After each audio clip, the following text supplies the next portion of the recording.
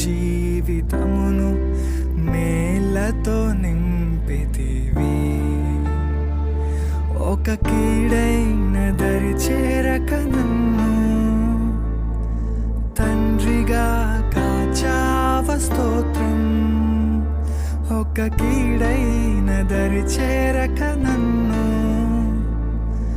తండ్రిగా కాచావ స్తోత్రం. అహంకారం నీ భర్తని ఎప్పుడు దుఃఖపరిచింది. నువ్వు ఎప్పుడైతే విధేయత కలిగి ఉంటావో, తగ్గించుకొని ఉంటావో, నువ్వు బయట ఎక్కడైనా కాస్త హోందాతనంగా పెద్ద పుల్లాక బ్రతుకు, భర్త దగ్గర మాత్రం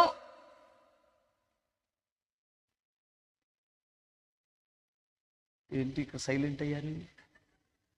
మనోళ్ళు మీకు మాకు చిన్న తేడా, వాడెవడో రాశాడు, వాడెవడో ఫోటో పెట్టాడు కుక్క బొమ్మేసి.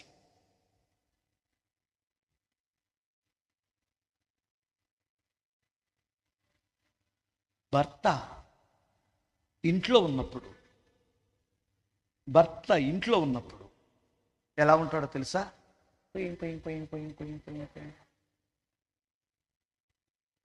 భార్య ఇంట్లో ఉన్నప్పుడు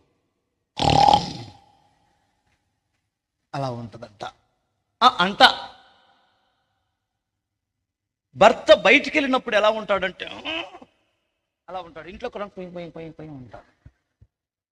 భార్య బయటికి వెళ్ళినప్పుడు ఆంటీ అసలు నోట్లో నాలక లేనట్లే, ఎంత విధేయతో. ఆడేసాడు ఎవడో బొమ్మ, నాకు తెలీదు. ఆడు ఎవడో బాగా అనుభవపూర్వకంగా వేసినట్టున్నాడు.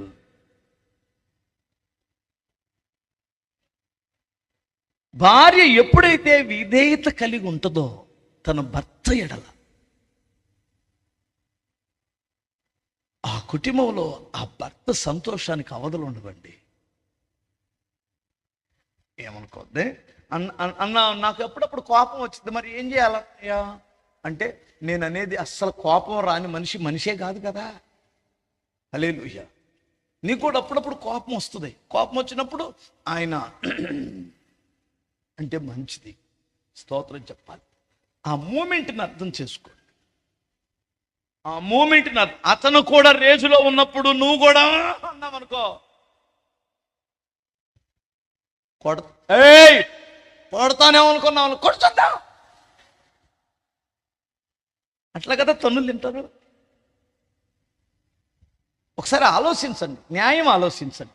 అతను చెయ్యాలంతా, నీ చెయ్యంత. అతను బలంగా పుట్టాడు, దేవుడు అలా పుట్టించాడు.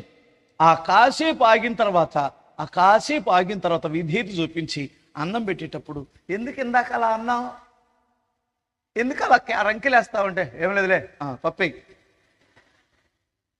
అంటాడు కదా. నీకు తెలుసు కదా. స్తోత్రం చెప్పండి ఒకసారి. నీకు ఆ వివేకం ఉండదో, జ్ఞానవంతురాలు వివేకము వలన ఇల్లు స్థిరపరచబడును అన్నాడు. ఒక స్త్రీకి జ్ఞానం మాత్రమే కాదు, వివేకం ఉండాలి. ఏ టైంలో మాట్లాడాలి. ఆ విధేయత నీ భర్తని చాలా సంతోషపరిచింది. ఫస్ట్. రెండో విషయం, ఇందులో 5 విషయాలు చెప్పాలి. నేను స్తోత్రం చెప్పగలరా? విధేయత. 2, నీ ఇంట్లో నువ్వు చేసే పరిచర్య ద్వారా నీ భర్త ఎప్పుడు సంతోషిస్తాడు. అవునా కాదా? పరిచర్య చేస్తే పని. ఆడపిల్ల ఇంట్లో ఏం చేసుకోవాలి? ఎప్పుడు ఎక్కడ కసువు అక్కడే, ఎక్కడ ఇడిసిన బట్టలు అక్కడే, ఎక్కడే దరిద్రం. అమ్మ నా తల్లె, చిరాకు వచ్చింది. ఇల్లు శుభ్రంగా ఉంటే మనసు కూడా ఎలా ఉంటుంది చెప్పాలి మీరే? ప్రశాంతంగా ఉంటుంది. నువ్వు చూడండి, ఇస్సాకుకు భార్యను చూడాలన్నప్పుడు పరిచర్య చేసే పిల్ల ఎవరని ఎత్తుక్కున్నాడు ఎలియాజరు. నీకు నీళ్లు పోస్తాను, నీ వంటలకి నీళ్లు పోస్తానని చెప్పిన పిల్ల ఎవరుంటుందో ఆ అమ్మాయిని చేసుకోవాలనుకున్నాడు. కాస్త నీళ్లు అడిగాడు, వంటలకి నీళ్లు పోసింది. ఎంత చాకిరి చేసిందో అంటే ఆమెలో ఇంట్లో పని చేసే బుద్ధి ఉంది. ఒక్కొక్క స్వామరపోద్ది. అమ్మ మిమ్మల్ని కాదు నేను స్వామరపోతులను అంటున్నాను. మీరు ఎవరు స్వామరపోతులు ఉన్నారో చేతులు ఎత్తండి. లేరు కదా. మీలో స్వామరపోతులు ఎవరున్నారు? సోమరులు ఎవరు లేరు కదా, ఉన్నారా? ఉంటే ఈ రోజుతో యేసునామంలో మారితే బెస్ట్ కదా. హల్లెలూయా. సోమరది ఇల్లు తొడవదు, అంటున్నామదు, ఏమండి ఆ పక్కల మడతేయదు. ఇంకా చెప్పాలంటే ఆ దిండి గలీబులు ఉంటాయి కదా, అమ్మా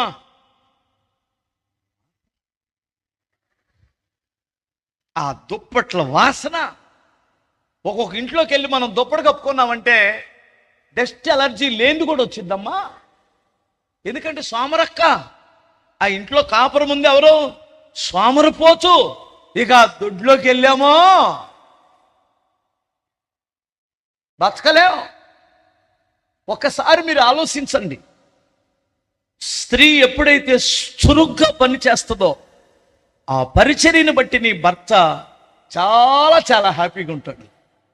అవసరమైతే మీకు తెలివితేటలు ఉంటే భర్తను కూడా ఉపయోగించండి పనిలో. స్తోత్రం చెప్పగలరా? ఉపయోగించండి, తప్పే ఉంది. మరియు ఉపయోగించమన్నానని నువ్వు టీవీ చూస్తూ, ఏమండి ఏమనుకోకుండా ఆ సింకులో అంట్లు కొంచెం అలా తోమేసిలారా అండి, భర్తకి ఇల్లు ఉండదు.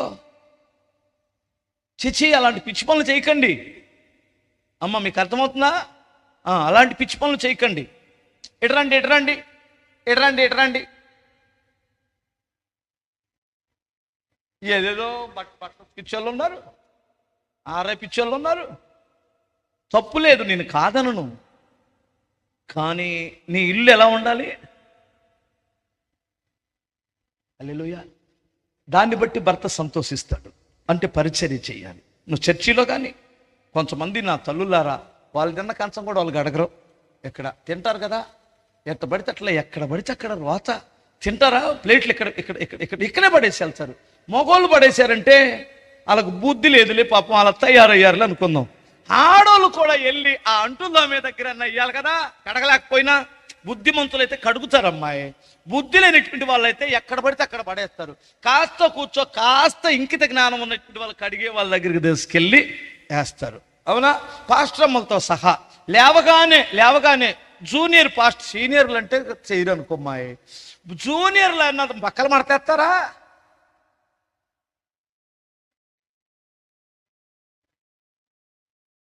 మీరు వెళ్ళిపోయిన తర్వాత వీళ్ళు ఎన్ని తిట్టులు తిట్టుకుంటున్నారో మీకు తెలుసా?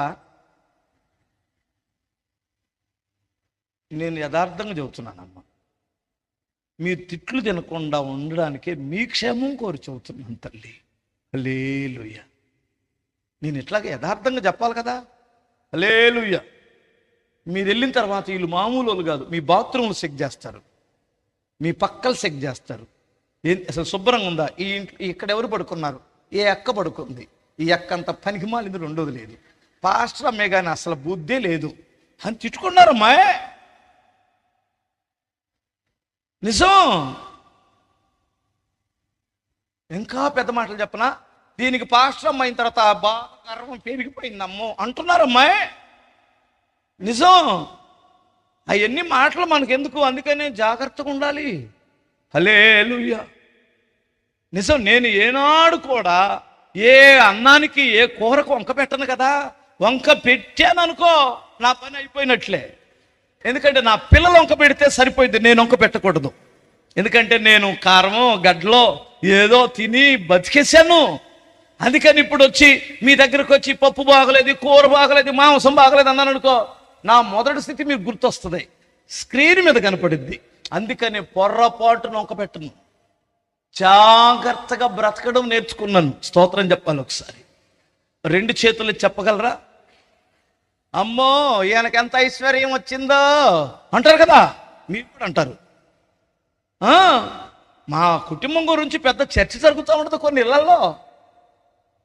పెద్ద చర్చ నాకు తెలియదు అనుకున్నారా? ఎందుకంటే ఒక మనుషుడు పైకి లేచాడు అంటే ఆ కుటుంబాన్ని గురించి చర్చ జరగాలి. మరి అతను కీర్తి చుట్టుపక్కల అన్ని దేశాలకు వ్యాపించిందట.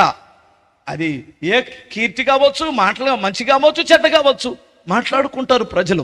మాట్లాడుకుంటున్నారండి, దాని అర్థం ఏంటంటే పైకి లేచేమని అర్థం. నీ గురించి ఎవడో మాట్లాడలేదంటే చతికిల పడ్డామని అర్థం. ఏమనుకో మాకు, అసలు నేను గురించి ఎవరు చర్చించుకోవట్లేదు కదా. నీ గురించి ఎవరు గుర్తొస్తావు నువ్వు, నీ మోహము నువ్వు ఏమనుకోమాక. ఒక వ్యక్తిని గురించి మాట్లాడుకుంటున్నారంటే ఆ వ్యక్తిని దేవుడు పైకి లేపాడు అని అర్థం. స్తోత్రం చెప్పాలి. అందుకని నన్ను గురించి అందరూ మాట్లాడుకుంటున్నారు అన్నయ్య, నాకు ఎంతో బాధేస్తుందంటే పిచ్చిదానా, నీకు అర్థం కావట్లేదు. నువ్వు పైకి లేపాడు దేవుడు నిన్ను, నీ బంధువుల్లో కాస్తంత లేపాడు, అందరికి కనిపిస్తున్నావు, దేవుడు నిన్ను హెచ్చించాడు. అది అర్థం. హల్లెలూయా. ఇంకా భర్తకి ఏం సంతోషం మీరు ఆలోచించండి. నీ అన్యోన్యత, నీ అందం కూడా ఆయనకి సంతోషం. శుభ్రత, అందం అనే దానికంటే నీ అన్యోన్యత, నీ శుభ్రత. ఒక్కొక్కరు, నేను ఈ మాట కూడా చెప్పకూడదు తల్లులారా, మరలా చెబుతున్నాను. నువ్వు ఎంత నీ భర్తతో అన్యోన్యత కలిగి ఉంటే నీ భర్త ఎట్టి పరిస్థితుల్లో హద్దులు మీరలేడు. జాగ్రత్త, జాగ్రత్త. నేను ఎంతకంటే ఎక్కువ అసలు వివరంగా చెప్పడానికి వీల్లేదు. అయినా నేను మీ అన్నయ్యలాగో తండ్రిలాగో నన్ను స్వీకరిస్తే చెబుతాం. మరి చేతులు ఎత్తండి. స్వీకరిస్తే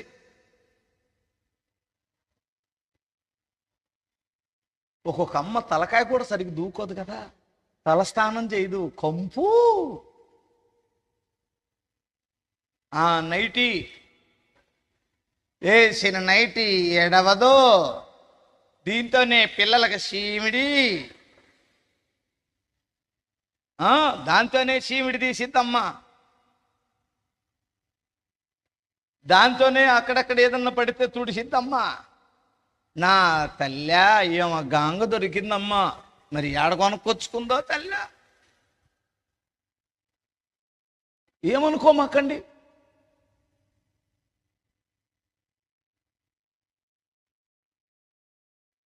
మీ శుభ్రత మీ భర్తకు సంతోషం, నీ అన్యోన్యత ఎంతో సంతోషం. నువ్వెంత బిజీగా ఉన్నా సరే నీ భర్తకి ఇవ్వాల్సిన టైం నీ భర్తకి లేదంటే ఈ రోజులు అస్సలు బాగలేవు. ఇంకా ముక్కు మొహం తెలియంది ఫోన్లోకి వచ్చి కనపడుతుంది సైతం. ఆయన పడుకున్నప్పుడు ముక్కు మొహం తెలియంది, పనికి మాలింది. ఆ పనికి మాలిన దానికి ఏ అలవాట్లు ఉన్నాయో వీడికి తెలీదు, ఎలాంటి జబ్బులు ఉన్నాయో వీడికి తెలీదు. పైకి మాత్రం సూపర్ సినిమా యాక్టర్ లాగా కనపడుతుంటుంది. జాగ్రత్తగా వినండి. నేను ఇంతకంటే ఎక్కువ చెప్పకూడదు, అయినా చెప్పాల్సి వస్తుంది. నీ భర్తని బయటికి వెళ్లకుండా కాపాడుకోగలిగిన సత్తా నీ దగ్గర ఉండాలి, ఉంది కూడా. నువ్వు చూపించే ప్రేమ, నీ విధేయత, నీ అన్యోన్యత. ఇప్పుడు మగోళ్ళకి ఎందుకు పెళ్లి చేసుకోలేదు? చేసుకోవచ్చు కదా, ఎందుకు చేసుకోలేదు, ఎందుకు చేయలేదు దేవుడు అంటే, 2 కత్తుల కూరలో ఉంటే ఏమొస్తాయి? శబ్దం వస్తాయి. కణక్ కణక్ కణక్ కణక్ కణక్ కణక్ కణక్ కణక్.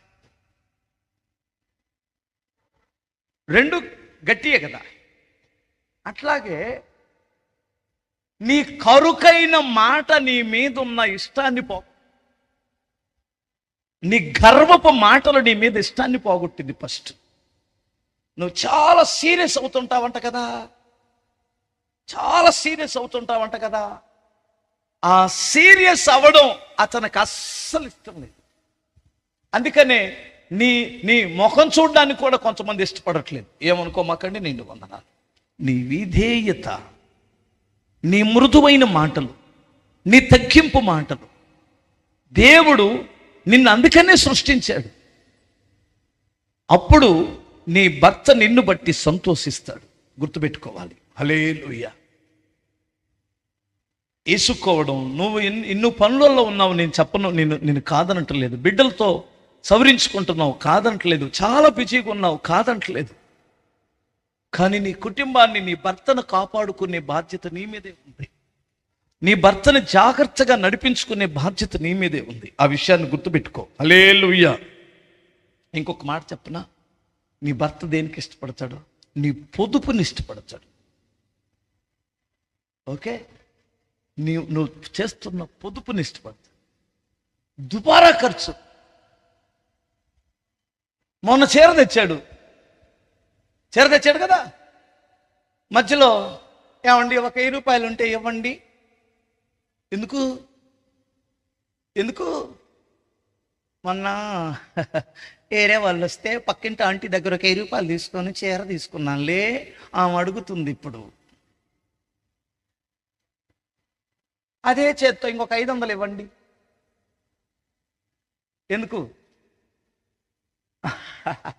కాస్మెటిక్స్ వేరే కావాల్సి వచ్చి తీసుకున్నాను. 500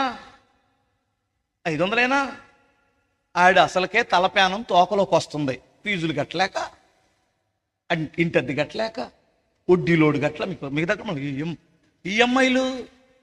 బండి ఒకటి తీసుకున్నారు కదా, బండికి ఈఎంఐ కట్టాలి, పిల్లల ఫీజులు కట్టాలి, నీకు తోడు నీకు మరలా ఇవన్నీ ఇవ్వాలి. మొన్న చిన్నప్పుడు ఏదైతే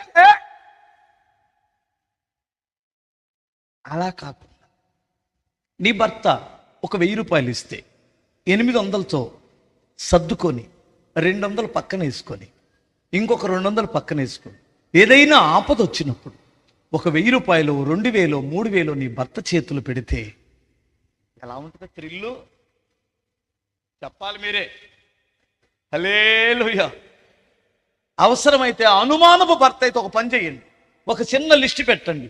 మొన్న ఇచ్చిన 1000 రూపాయల్లో మీరు సరుకులు దమ్మని ఇచ్చిన 2000లో నేను 200 మిగిలించుకున్నాను, పలానా దాంట్లో 300 మిగిలించాను, పలానా దాంట్లో 100 రూపాయలు మిగిలించాను, పాల బిల్లులో ఇంత మిగిలించుకున్నాను అని లిస్ట్ పెట్టి ఇదిగో అని చూపించండి. నేను అది కూడా కాదనలేదు, ఎందుకంటే ఒకడు పచ్చకామెరలు అయితే చిన్నదానికి పెద్దదానికి అనుమానం, ఈ డబ్బులు ఎక్కడి నుంచి వచ్చినాయి నీకు అనే బ్యాచ్ కూడా ఒకటి ఉంటుంది. నేను కాదనను. మీరు ఎదుర్కొనే సమస్యలు ఒకటి కాదు, నానా విధాలైన సమస్యలు ఉన్నాయి. నేను మిమ్మల్ని స్త్రీలు కూటం కాబట్టి, పురుషులు లేరు కాబట్టి మీకు నేను చెబుతున్నాను. నీ దుబారా ఖర్చు, నువ్వు వాడే వస్తువులు కానీ ప్రతిదీ కూడా నీ సంపాదన ఎంత, నీ భర్తకు వచ్చే సంపాదన ఎంత, మీ ఇంటికి నెలకి ఎంత సంపాదన వస్తుంది, నువ్వు పెట్టే ఖర్చు ఎంత, పులిని చూసి నక్కోత పెట్టుకున్నట్లు చేయమాకండి. అమ్మా అర్థమవుతుందా? ఎందుకంటే రేపు పొద్దున నేను ఒక్కటే చెబుతున్నాను, నీ భర్తకు ఉద్యోగం లేకపోతే రేపు పొద్దున వృద్ధాప్యంలో మీరు ఎలా బ్రతుకుతారు? ఒక సొంత ఇల్లు కొనుక్కోండి, కింద ఏదో చిన్న గది వేసుకోండి, పైన 2 గదులు అద్దెకిచ్చుకునేటట్లు బ్రతకండి. నీ కొడుకు దారిని కొడుకు వెళ్ళిపోతాడు, కూతురు దారిని కూతురు వెళ్ళిపోయింది. అర్థమవుతుందా? ఆ ఇంటి అద్దెతో మీకొచ్చే గవర్నమెంట్ ఇచ్చే పెన్షన్తోనైనా మీరు బ్రతికేయచ్చు. మీకు అర్థమవుతుందా తల్లులారా? హల్లెలూయా. ఇప్పుడు ఆమెను చూసి ఒక పెద్ద పట్టు చీర, ఏమని చూసి కాస్టిక్స్ ఎర్రగా మొహం చేసుకొని, మిమ్మల్ని కాదమ్మా, డబ్బులుంటే వాడుకోండి. డబ్బులు ఎలా ఖర్చు పెట్టాలో అర్థం కాక బ్యూటీ పార్లర్కి వెళ్ళి ఖర్చు పెట్టుకొని చావండి. నేను మిమ్మల్ని కాదు అంటుంది, వాళ్ళని ఎవడును అంటున్నాను. నువ్వు నీ కుటుంబం ఏంటి, నీ పరిస్థితి ఏమిటి, నీ సంపాదన ఎంత, ఇది ఏమైనా అర్థమవుతుందా? అది దూరపు చుట్టం పెళ్ళికి కూడా వెళ్ళాల. మీ పెదనాన్న వల్ల అక్క మనవరాలు, మీ పెదనాన్నోళ్ళ అక్క మనవరాలు ఏంటి అలా చూస్తున్నారు ఒక రకంగా? అక్కడికి వెళ్ళి నీ పట్టు చీర చూపించి రావాలా? అంత అవసరమా నీకు?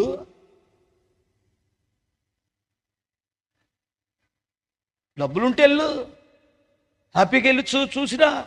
నేను కాదనను. నీ స్థితి ఏంటి, నీ పరిస్థితులు ఏంటి?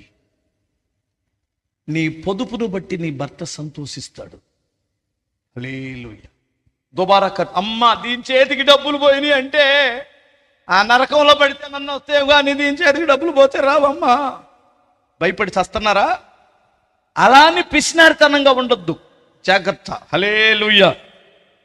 నీ నిజాయితీ ద్వారా సంతోషిస్తాడు నీ భర్త, నీ నిజాయితీ ద్వారా సంతోషిస్తాడు. నా భార్య నీతి కలిగి నిజాయితీ కలిగినటువంటిది, పిచ్చి పిచ్చి ఏశాలు వేయదో. ఒంటరిగా ఉన్నప్పుడు రెచ్చిపోయేది కాదు నా భార్య. నీతిమంతురాలు, పరిశుద్ధురాలు, పరిశుద్ధత కలిగిన దానికి, పరిశుద్ధతకి ప్రాధాన్యత ఇచ్చే భార్య నా భార్య అనే నమ్మకం నీ భర్తకి కలిగినప్పుడు సంతోషిస్తాడు. నిప్పులాగా బ్రతుకు, 3 రోజులు బ్రతికినా రోషం కలిగి బ్రతుకు. నీ మీద ఒకవేళ నువ్వు నిప్పులాగా బ్రతికినా నింద వచ్చిందనుకో, సంతోషించు. ఆ నింద నిన్ను మధ్యాహ్నపు వెలుగు ఎలా ప్రకాశిస్తుందో నీ జీవితాన్ని అలా ప్రకాశింపచేస్తుంది. ఏనాటికైనా నీ భర్త క్షమాపణ అడుగుతాడు. అర్థమవుతుందా? సమాజం చూడదా? చుట్టుపక్కల వారు చూడరా? నీ నీతిని గురించి వాళ్ళకి తెలియదా? నీ ప్రవర్తన తెలియదా? నీలో నీతి, నిజాయితీ, పరిశుద్ధత ఎప్పుడైతే ఉంటుందో నీ భర్తకి సంతోషం. ఇప్పుడు 5 విషయాలు చెప్పాను. ఏం చేయాలి చెప్పండి? విధేయత, పరిచర్య, అన్యోన్యత, అందం. ఈ 2 ఒకటే. నువ్వు అందం ఉన్నప్పుడు అన్యోన్యత అది సెట్ అయింది. హల్లెలూయా. ఇంకా ఏంటి చెప్పండి? నీ పొదుపు. 5 నిజాయితీ. అన్నయ్య, నేను నిజాయితీ కలిగిన భర్త విషయంలో బ్రతకాలనుకుంటున్నాను అన్నటువంటి వారు చేతుల తల్లిలో చెప్పండి. ఇదిగో ఎలా నిజాయితీ కలిగి బ్రతకాలనుకుంటున్నాను. యేసయ్యా ఇదిగో నేను ఎలా అనమని చెప్పలేదు. ఎలా అంటే జారిపోయావని అర్థం. పిడికిలు బిగించానండి. నా భర్త విషయములో, నా కుటుంబం విషయంలో నేను నిజాయితీ కలిగి ఉండాలనుకుంటున్నాను అనేటువంటి గుప్పిళ్ళు బిగించి, యేసయ్యా ఈ గుప్పిళ్ళన్నీ చూడు నాయనా. దేవుడు మిమ్మల్ని దీవించునుగాక. ఇదిగో ఇప్పుడు ఎవరితో ప్రమాణం చేశారో తెలుసా మీరు? నాతో కాదు, నీ సృష్టికర్తతో.